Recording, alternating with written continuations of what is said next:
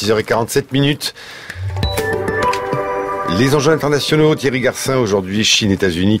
Un nouveau livre blanc vient d'être publié sur la défense. Un conflit entre les deux grandes puissances est-il imaginable? Votre invité, Thierry, le général Henri Paris. Général Paris, bonjour. Bonjour. Alors, merci d'être avec nous. Vous avez publié récemment aux éditions Nuvis un ouvrage intitulé, un gros ouvrage d'ailleurs, intitulé L'oncle Sam et le mandarin, qui passe en revue l'ensemble de l'appareil militaire chinois et qui propose une thèse. Alors, c'est cette thèse dont on peut débattre effectivement pour l'avenir. Oui. C'est l'idée qu'au fond, il risquerait d'y avoir un conflit, notamment militarisé, d'une façon ou d'une autre, ici ou là, en tout cas entre les deux puissances, les États-Unis et la Chine. Alors on sait que les États-Unis sont l'unique superpuissance dans tous les domaines. La Chine n'est une superpuissance que sur le plan économique, loin de là sur le plan politique et loin de là sur le plan militaire. Vous allez peut-être corriger ce propos. Et puis d'autre part, la Chine vient de faire sortir donc un nouveau livre blanc sur la défense qui a été commenté par les uns et par les autres, où on voit des ambitions non plus seulement régionales, notamment sur ses abords, mer de Chine méridionale, mais carrément mondiales, parce qu'ils disent par exemple que les voies, je les cite, les voies maritimes stratégiques sont devenues une préoccupation majeure pour la Chine elle-même, ce qui doit d'ailleurs chatouiller quand même les chefs militaires américains, puisqu'on le sait, les États-Unis sont toujours en position de vouloir assurer la liberté de navigation sur toutes les mers et sont les empereurs des mers d'une certaine façon aujourd'hui. Alors, quelle est la thèse que vous défendez? Mais avant de la voir, comment est-ce que vous évaluez la puissance militaire chinoise? Alors, je vais pas reprendre vos paroles parce que j'y adhère.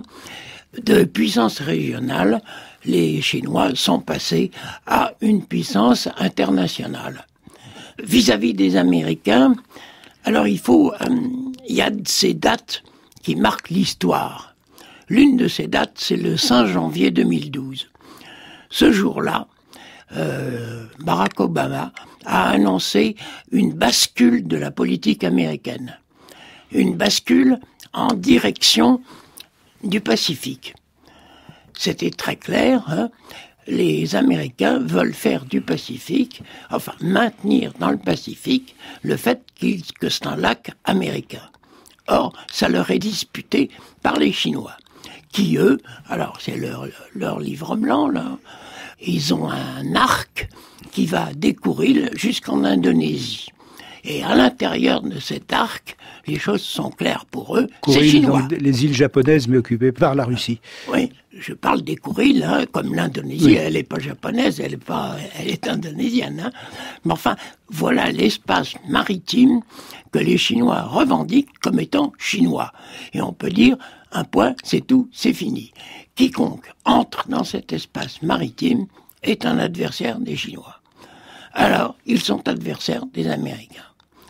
Ça fait longtemps d'ailleurs. On a droit à des choses extrêmement étonnantes et curieuses, comme une alliance, faut se tenir, du Vietnam, ex-ennemi des Américains, une alliance du Vietnam avec les Américains. Alors que fini la guerre du Vietnam, hein, 1975 marque le point final, et on passe à une alliance. Alors la guerre a déjà commencé, par personne interposée. Ce sont les chamailleries sur les îles, d'une part. Alors, par personne interposée, je dis, les Indonésiens, Taïwan, le Vietnam, les îles, les Senkaku, Diaoyu, ça dépend de quel point de vue on se place, hein, pour la dénomination. La sémantique est pas nulle, hein. Voilà. Et quant aux Chinois, ils ambitionnent une puissance maritime. Ils sont en infériorité manifeste vis-à-vis des Américains. Les Américains, pour me répéter, ont tout basculé. Oui, c'est ce qu'ils appellent d'ailleurs, ils appelaient le pivot. Le pivot. C'est le même mot en anglais. Oui, le pivot. Hein. Le pivot, on tourne, hein. C'est-à-dire, on bascule, on tourne, on abandonne l'Europe, on abandonne le Moyen-Orient qui se laisse pas abandonner, et on bascule sur le Pacifique. Et voilà la guerre qui commence. Alors, pour en revenir à la puissance militaire chinoise, Général Henri Paris, comment est-ce que vous l'évaluez d'une façon neutre, c'est-à-dire au fond leurs forces classiques, leurs forces nucléaires, les forces chinoises? Alors, il y a un gros budget, ça c'est clair, de rattrapage énorme, comme l'Inde d'ailleurs, depuis une vingtaine d'années, on va dire, une très forte augmentation continuelle. Mais pour les hommes, les équipements, le matériel, comment est-ce que ça se présente? Alors, ils sont en infériorité navale, numérique et qualitative par rapport aux Américains. Ils ont un seul porte-avions. Les Américains en ont 10. Plus aucun en Méditerranée. Tous ont basculé. Et leur porte-avions, aux Chinois, le porte-avions chinois, Liaoning, le Liaoning, est un vieux porte-avions russe, à l'époque, qu'ils appelaient le Variag. Il a eu toute une épopée qui est grotesque d'ailleurs, et les Chinois l'ont amené à Dalian, leur port de guerre, et au large du golfe de Bohai, et là, ils l'ont modernisé comme ils ont pu. C'est surtout un porte-avions école, appelons les choses par leur nom. Ils ont quelques sous-marins, mais tous en retard qualitatif vis-à-vis des Américains. Ils ont 3 sous-marins nucléaires lanceurs d'engins. C'est une puissance nucléaire. Est-ce qu'ils en ont au moins un à la mer en permanence ou non? Non. Non. Oui, donc, et ils ont des forces nucléaires terrestres. Oui, alors celles-là, elles sont opérationnelles. Elles sont opérationnelles. Et alors, la qualité, pour autant qu'on sache en général, mais la qualité des hommes, leur entraînement, leur motivation, leur expérience, parce qu'au fond, ils n'ont jamais travaillé ailleurs. Il y a eu un jour un affrontement avec le Vietnam en 79. Oui.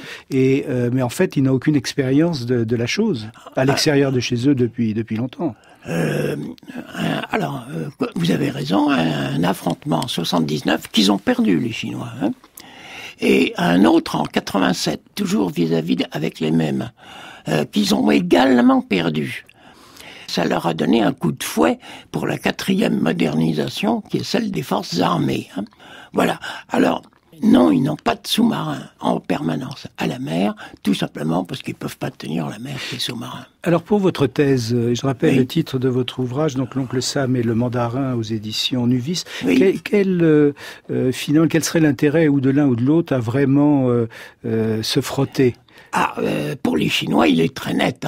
Vous aviez parlé des détroits, le détroit. Question, c'est le détroit de Malacca. Si ils perdent le contrôle du détroit de Malacca, les Chinois, près de 50% de leurs importations pétrolières disparaissent. 50% de leurs besoins pétroliers. Oui, c'est une artère vitale pour le monde. Absolument vitale. Pour le monde, pour eux. Et pour eux en particulier. Pour eux. Pour les autres, non. Les Coréens et autres peuvent faire le détour.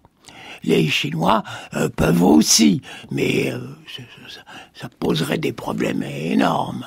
Mais au fond, d'une certaine façon même, ces détroits sont tenus en fait par les Américains et finalement la sécurité, ça les arrange que cette sécurité américaine, ça les arrange à Pékin que finalement les États-Unis fassent le gendarme. Si jamais les États-Unis étaient de leur côté, mais ils font pas les gendarmes, les Américains. Ils font les gardes-tiourmes. Alors voilà le problème. Par contre, les États riverains, Indonésie, Malaisie et autres, riverains du détroit de Malacca, ne font pas le poids par rapport aux Chinois, ni aux Américains bien sûr. Mais de toute façon, ils sont pas adversaires des Américains. Ils se précipitent dans les bras américains parce qu'ils n'ont pas d'autres bras. Quant aux Américains, ils ne tiennent pas trop à offrir un casus belli. Ils ne tiennent pas à la guerre, ils la veulent pas. Mais elle arrive du fait même de la politique américaine. Vous pensez en général, pour terminer, que les Chinois vont renforcer cet appétit ou cette vision mondiale de leurs intérêts ? Absolument. Sur le plan militaire, j'entends. Oui, absolument. Et ils ont une économie qui, pour 2015, doit faire 6,5% de hausse, de croissance. Ils ont de quoi nourrir une défense. À l'heure actuelle, on l'évalue à 145 milliards de dollars. C'est le deuxième poste au monde. Bon, c'est loin derrière les Américains, qui comptent plus de 700 milliards, mais c'est la deuxième au monde. Ensuite, les Chinois sont dans le Pacifique beaucoup plus proches de leur aire de combat que les Américains. Donc ça donne un avantage aux Chinois. Mais ils n'auront pas le dessus maintenant, c'est certain. Par contre, en 2020-2030, 2020 c'est bientôt. C'est demain. Oui. Alors, par contre, là, la question se pose. Parce que, ne serait-ce que le détroit de Malacca, bon d'accord, puissance navale, soit, mais ne pas oublier qu'il y a aussi une puissance terrestre et qu'on peut y arriver par voie de terre. Merci mon général. Donc je rappelle le titre de votre ouvrage L'Oncle Sam et le Mandarin aux éditions Nuvis. On peut télécharger l'émission durant 1 an, l'écouter durant 3 ans, franceculture.fr. Et puis donc nous nous retrouvons demain à propos d'une question d'ailleurs également asiatique qui est celle de la Birmanie à cause de l'actualité donc des Rohingyas. Merci beaucoup.